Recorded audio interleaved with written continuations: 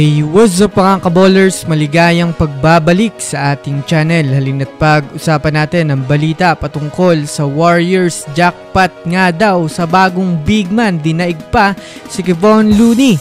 At ang balitang natuwa nga daw si Stephen Curry kay Quincy Olivari. Tara na't pag-usapan natin yan dito sa Basketball Hotshot.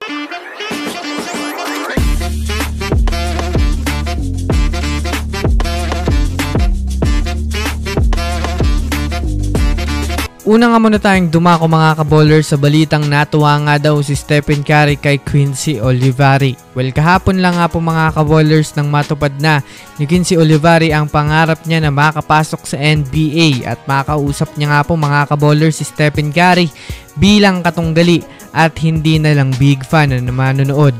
Inamin nga po mga kaballers ni Quincy na sobrang iniidolo niya si Stephen Curry. Mula nang bata pa siya, kahit nga daw mga kaballers ang jersey nito ni Steph ay tinatabi niya pa sa kanyang pagtulog. Kaya naman sa naging revelasyon nga pong iyon, mga kaballers ay doon na nga po natuwa si Stephen Curry kay Quincy Olivari matapos nga po mga kaballers na magkaroon itong si Quincy Olivari ng panibagong kontrata sa Lakers ay agad naman na nga po ipinost agad ni Steph ang naging letrato nila ni Quincy. Kumbaga ikinagagalak at kinatutuwa rin nga po ni Steph na maging idolo siya ng isang player at maging rason upang matupad ang pangarap nito.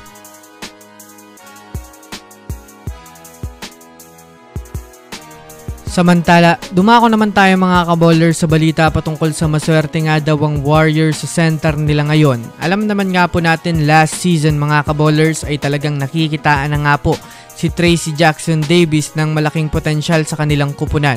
Sa kanya nga pong hindi kataasan na height ay nakakaya niya nga pong depensahan at supalpalin ang ilan sa mga player sa NBA na may malalaking pangalan. Ngunit sa bagong season nga pong ngayon mga kaballers ng Warriors ay sobrang laki nga po ng ipinagbago ng laruan nitong si Trayce Jackson Davis. Kung mapapansin nyo nga mga kaballers, mas lalo nga pong naging aggressive ito sa depensa sa ilalim ng basket. Bukod pa dyan, malaki na rin nga ang inimprove ng opensa nito dahil panay dunk na rin nga po ito sa bawat laro ng Warriors. Halos sumasabay na rin nga siya mga kaballers sa performance ni Draymond Green sa pagtala ng double-double performance. Sa katunayan yan, siya na rin naman nga po mga kaballers ang panay ginagamit ni Coach Steve Kerr kumpara kay Kevon Looney. Yes mga kaballers, siya na nga ngayon ang official starting center ng Warriors na masasabi nga natin na marami pa nga itong magagawa sa kupunan ng GSW. Kaya maswerte nga po mga kaballers ang Warriors dahil nakuha nila itong si Trayce Jackson Davis.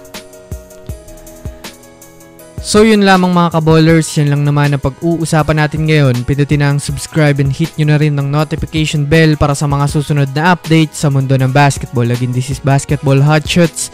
Thanks for watching.